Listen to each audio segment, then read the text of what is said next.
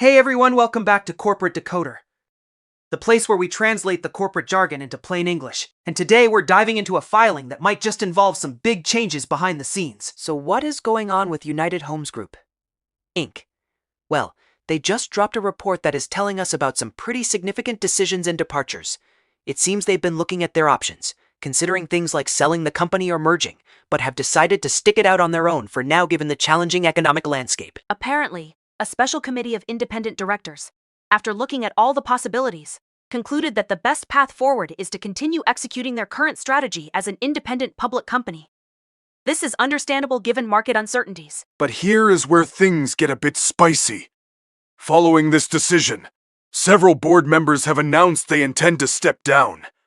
This isn't a sudden move, it seems to be tied to a condition they set. They were willing to stay if the current management team had full power, and if Michael Nieri, the controlling stockholder and executive chairman, stepped down and gave up any remaining compensation. Mr. Nieri apparently did not agree to these conditions.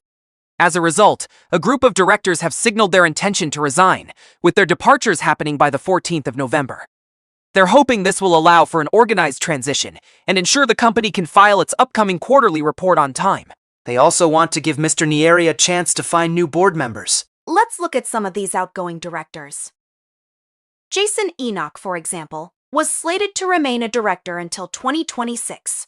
He was quite involved, serving as chair of the Audit Committee and the Related Party Transactions Committee, and was also on the Compensation Committee. His departure, along with others, signals a potential shift in the board's composition and oversight. Alan Levine, another departing director, was also a key player. His term would have lasted until 2028. He chaired the Compensation Committee and was a member of both the Audit Committee and the Related Party Transactions Committee.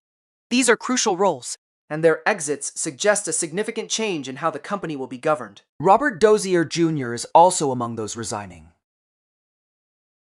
His term was set to expire in 2028, and he was very active, chairing the Nominating and Corporate Governance Committee and serving on the Audit, Compensation, and Related Party Transactions Committees. the sheer number of committee positions these directors held highlights the scale of this board shakeup. Nikki Haley, also known as Ambassador Haley, is another director who announced her intention to resign by mid-November. Her term was supposed to end in 2026.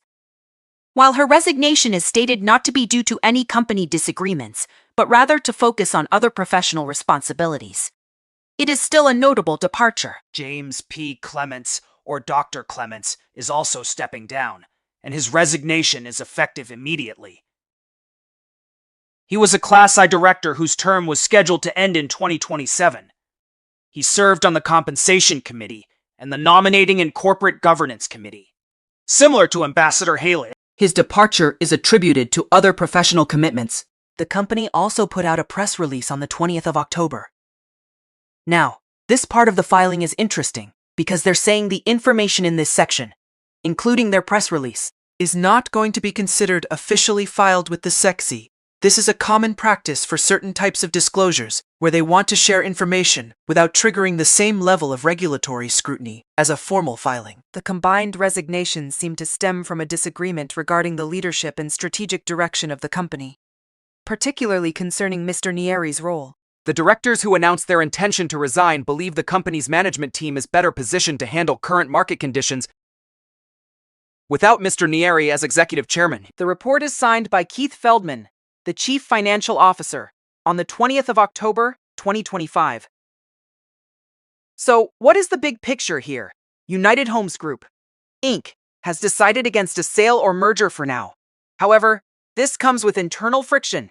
A significant portion of the board feels that the current executive chairman is a roadblock to effective management, leading to a mass exodus of directors. This isn't just a minor reshuffle. It is a fundamental disagreement on leadership. The company is at a crossroads, and the departure of experienced directors, Especially those in key committee roles, suggests a period of instability and significant change ahead.